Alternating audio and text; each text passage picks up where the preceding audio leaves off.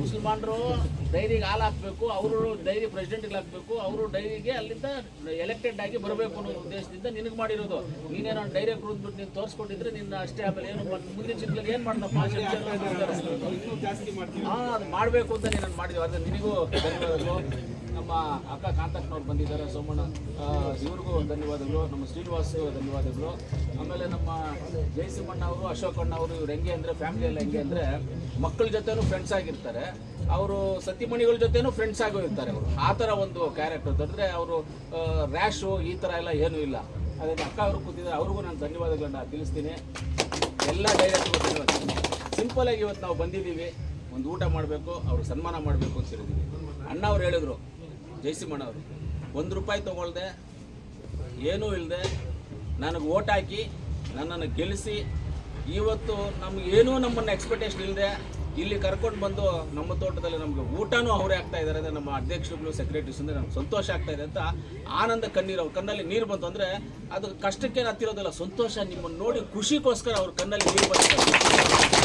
ಒಂದೊಂದು ಖುಷಿ, ಒಂದೊಂದು ಡ್ರಾಪಲ್ಲೂ ನೀವು ಒಬ್ಬೊಬ್ಬರು ಕಾಣಿಸ್ತೀರಾ ಇರೋವಂಥ ಅಧ್ಯಕ್ಷ. ಯಾಕಂದ್ರೆ ಅವ್ರು ಓಟ್ ಹಾಕಿದ್ದೀರಲ್ಲ, ನೀವು ಓಟ್ ಹಾಕಿ ಗೆಲ್ಸಿದ್ದೀರಲ್ಲ, ಒಬ್ಬೊಬ್ಬರು ಕಾಣಿಸ್ತೀರಾ.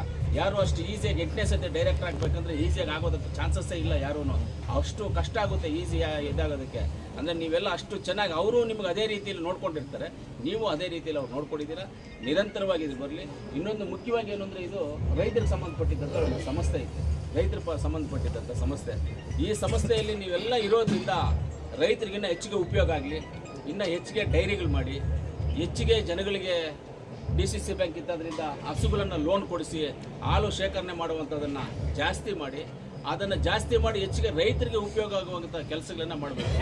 ನಮ್ಮೂರ ಪಕ್ಕದಲ್ಲಿ ಅನಳ್ಳಿ ಅಂತಿದೆ, ನಮ್ಮೂರ ಪಕ್ಕ ಅಟ್ಯಾಚ್, ನಮ್ಮ ಅಂದರೆ ಆ ಊರಲ್ಲೇ ನುಗ್ಗಿ ಹೋಗ್ಬೇಕು. ನಮ್ಮೂರಿಗೆ ಬೆಳಗ್ಗೆ 40 ರಿಂದ 50 ಕ್ಯಾನ್ ಹಾಲಾಗುತ್ತೆ ಊರಲ್ಲಿ.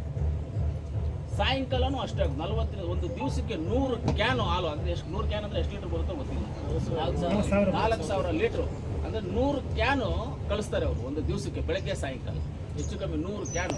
ಮೊನ್ನೆ ನಾನು ಹೋಗ್ತಾ ಇದ್ದೀನಿ, ಸಾಯಂಕಾಲ ನೋಡಿದ್ರೆ ಆಚೆ ಅಷ್ಟೊಂದು ಕ್ಯಾನ್ಗಳು ಇಟ್ಟಿದ್ರು. ಏನು ಅವ್ನು ಕರೆದ ಗೋಪಾಲ್ ಏನೋ ಇದು ಅಂತ ಹೇಳ್ದೆ. ಹಾಲಣ್ಣ ಅಂತ. ಅಂದರೆ ರೈತರು ಏನಾಗಿದ್ದಾರೆ, 2 ಹಸು ಇರೋ 4 ಹಸು ಮಾಡ್ಕೊಂಡು, 4 ಇರೋರು 6 ಹಸು ಮಾಡ್ಕೊಂಡಿದ್ದಾರೆ. ನಾನು ಏನು ಇವತ್ತು ಅನಳ್ಳಿ ಡೈರಿ ನಮ್ಮೂರ ಪಕ್ಕದಲ್ಲಿದ್ದಾಗ ಅನಳ್ಳಿ ಡೈರಿನಲ್ಲಿ ಆಗಿದೆಯೋ ಆ ರೀತಿಯಲ್ಲಿ ನಿಮ್ಮ ಏರಿಯಾದಲ್ಲೂ ನಿಮ್ಮ ಡೈರಿಗಳು ಆಗುವಂಥ ಇದನ್ನು ಮಾಡಬೇಕು ಅಂತಂದರೆ ನೀವು ಹೆಚ್ಚಿಗೆ ಲೋನ್ ಕೊಡಿಸ್ಬೇಕು, ಹೆಚ್ಚಿಗೆ ಪ್ರೋತ್ಸಾಹಿಸಬೇಕು. ಸರ್ಕಾರದಿಂದ ಬರುವಂಥ ಸವಲತ್ತುಗಳನ್ನು ಅವ್ರ ಮನೆ ಬಾಗಿಲಿಗೆ ತಲುಪಿಸ್ಬೇಕು. ನೀವು ಈ ಕೆಲಸ ಮಾಡಿದ್ರೆ ನಮ್ಮ ರೈತರು ಇನ್ನೂ ಚೆನ್ನಾಗಿರ್ತಾರೆ ಅಂತ ಹೇಳ್ತಾ, ಇವತ್ತು ನನ್ನನ್ನು ನಮ್ಮ ಜಯಸಿಂಹಣ್ಣ ಅವರು ಕರೆದು ನನಗೆ ಆಶೀರ್ವಾದ ಮಾಡಿದರು. 2013ರಲ್ಲಿ ಇವರನ್ನ ಜೊತೆಯಲ್ಲಿ ಇಟ್ಕೊಂಡು ನನ್ನೆಲ್ಲ ಎಲೆಕ್ಷನ್ ಮಾಡಿದ್ರು. ಎಲ್ಲ ಇವ್ರ ಮಕ್ಕಳು ಸಮೇತವಾಗಿ ಸೇರಿ ಎಲೆಕ್ಷನ್ ಮಾಡಿದ್ರು. ಯಾವತ್ತು ನಾವು ನಿಮ್ಮ ಹತ್ರ ಅದೇ ರೀತಿಯಲ್ಲಿ ನಿಮ್ಮ ಮಕ್ಕಳಾಗೆ ಇರ್ತೀವಿ ಅಂತ ಹೇಳ್ತಾ, ಮುಖ್ಯವಾಗಿ ಪತ್ರಕರ್ತರು ಬಂದಿದ್ದೀರಾ, ನಮಸ್ಕಾರ, ಒಳ್ಳೆ ನ್ಯೂಸ್ ಮಾಡಿ. ಪತ್ರಕರ್ತರಿಗೆ ಎಲ್ಲರಿಗೂ ಧನ್ಯವಾದಗಳನ್ನು ತಿಳಿಸಿ ನನ್ನ ಮಾತನ್ನು ಮುಗಿಸ್ತೀನಿ. ಜೈ